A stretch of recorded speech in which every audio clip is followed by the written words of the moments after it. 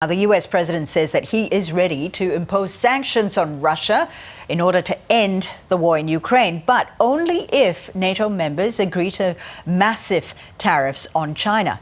Posting on social media, Donald Trump said he'd written to NATO members asking them to place tariffs of between 50 and 100% on China until the war is over. ABC correspondent Ben Knight joins us now from Washington, DC. Ben, thanks for your time. In a pretty extraordinary request from Donald Trump.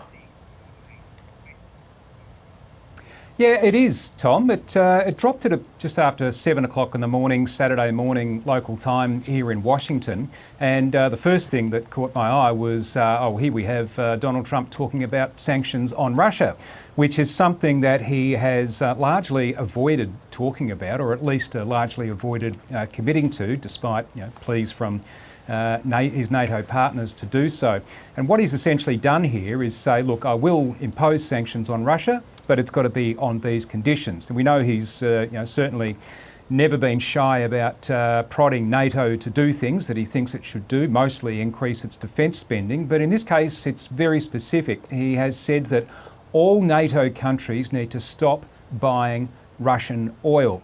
Now, in this case, Turkey is a significant buyer of Russian oil, also Slovenia, also Hungary. So I haven't had a response from those countries as yet. You would think that it would be maybe not unlikely, but certainly difficult for them to do.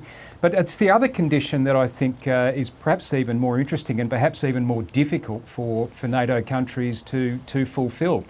And that is this suggestion, or this prerequisite, that NATO countries impose a 50 to 100% tariff on China. Now, Donald Trump's explanation for this is that China has what he says a strong hold, even a strong grip on Russia, and that by putting sanctions on China as a third party, China could influence Russia to do what it needs to do to end the Ukraine war, and that these sanctions that NATO countries put on be withdrawn at the end of the war. It's practically impossible for NATO countries to do, because as we saw when the United States put its tariffs on China, it was instantly reciprocated and raised, and you essentially had a massively and rapidly escalating trade war. There's no way that European countries could afford to enter that kind of trade war and affect their exports to China. So it seems like not just a difficult, but a practically impossible ask. And when you look at the way that Donald Trump has dealt with this issue of sanctions on Russia, he's talked about it, he's set deadlines for Vladimir Putin, he's set deadlines to have a ceasefire in Ukraine, he's set deadlines to come into talks with Ukraine and the United States. Those deadlines have gone past, and there really has been no action and no consequence from Donald Trump. So in this case, he knows that he's constantly being asked, he's constantly under pressure to announce what and when American sanctions on Russia would be. This effectively kicks the can down the road, because it's unlikely that NATO would or could comply with the conditions that he's set. Yeah, as you say, very unlikely. This is a president who's not afraid of prodding NATO, as you pointed out a moment ago, Ben. So where does this leave NATO now?